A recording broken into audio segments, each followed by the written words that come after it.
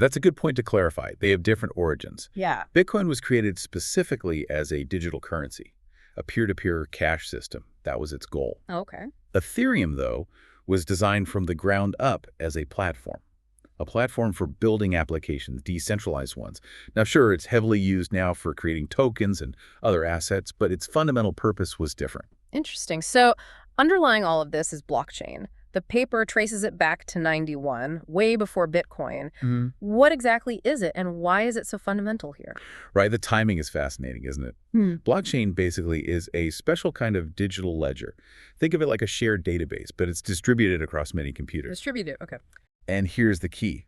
Once you add information, like a transaction, it gets put into a block. That block gets added to the chain, and you can't change the previous blocks. It's append only. So you can only add, not delete or edit. Exactly.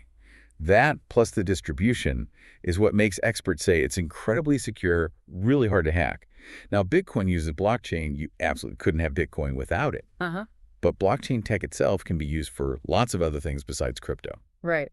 The paper mentions market share, too. Bitcoin's still the big one. Yeah, it still dominates. The source puts it at around 31% of the total crypto market cap. Wow. Ethereum's next, but a fair bit behind at about 14%. Then you have others like Binance Coin, Cardano, and that stable coin, Tether. So it paints a picture of a clear leader, but a growing field. Definitely. And how did Bitcoin actually prove itself? I mean, going from this abstract idea to something people use for real money. Well, the paper highlights a couple of crucial moments. Back in 2010, the first electronic exchanges popped up, where you could trade Bitcoin for regular currencies like dollars or euros. Okay, that's a big step. And then later that year came that legendary pizza purchase. Someone actually bought 2 pizzas for 10,000 Bitcoins.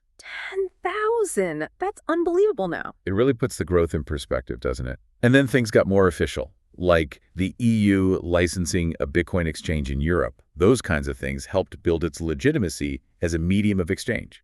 Okay, so we have the basics, the tech, the different types, how it started. Now let's get to the core of our deep dive, the Sharia perspective.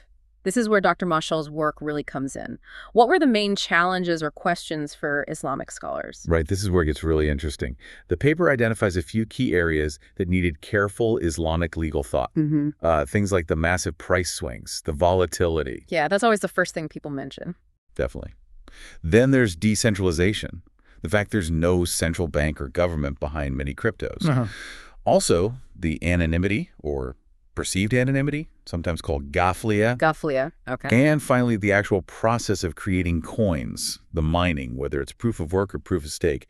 How do those mechanisms fit?